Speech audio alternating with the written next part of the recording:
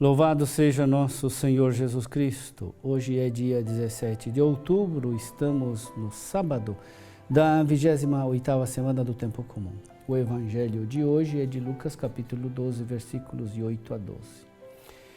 Naquele tempo disse Jesus aos seus discípulos: todo aquele que der testemunho de mim diante dos homens, o Filho do Homem também dará testemunho dele diante dos anjos de Deus.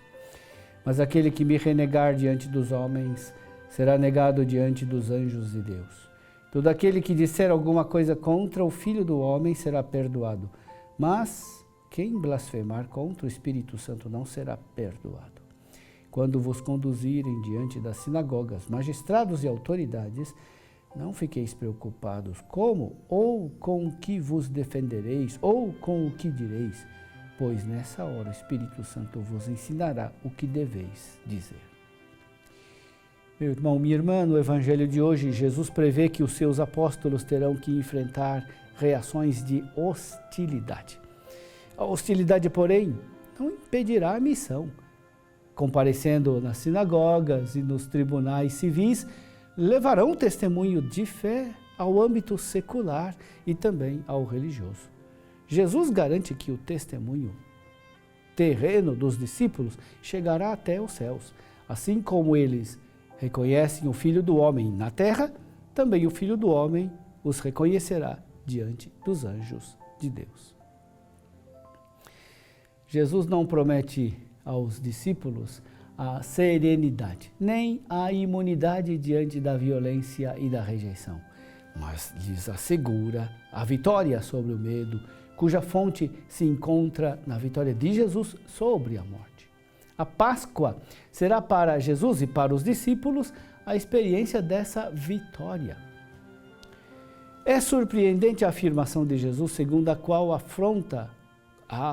ofensa contra o Espírito Santo nunca poderá ser perdoada, se a compararmos com aquela parte do Evangelho em que se narra a parábola do filho pródigo, cujo tema principal é exatamente o perdão dos pecados.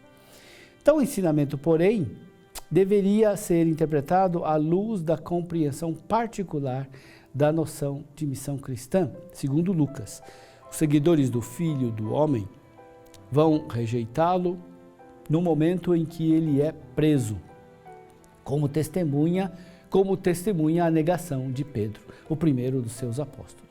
Pedro não consegue reconhecer nem aderir completamente a Jesus, porque ainda não assistiu à paixão, nem à sua ressurreição, e ainda não recebeu o Espírito Santo no Pentecostes. Todavia, essa infidelidade é perdoada a Pedro mediante a saudação do Senhor ressuscitado. A paz esteja convosco. E através do amor. Depois de ter recebido o Espírito Santo, a experiência do Evangelho está completa e Pedro, renovado, está agora cheio da força do Cristo ressuscitado, certo do dom da fé. A sua própria profissão foi fruto do Espírito Santo nele. O pecado contra o Espírito Santo não pode ser perdoado, não porque Deus não queira perdoar, mas porque esse pecado consiste em não reconhecer o Salvador. Quem comete o pecado contra o Espírito Santo não reconhece Jesus, nem se dispõe a se arrepender. O pecado contra o Espírito Santo é o endurecimento na cegueira de quem se julga justo sem a necessidade de Jesus para ser justificado. É o pecado de quem não se reconhece pecador e por isso pensa que não precisa do perdão nem do Salvador. Pelo contrário, acha que Deus lhe seja devedor de sua presumida e presunçosa santidade e justiça. É o fechamento na própria mediocridade, erigida em modelo a ser seguido pelos outros.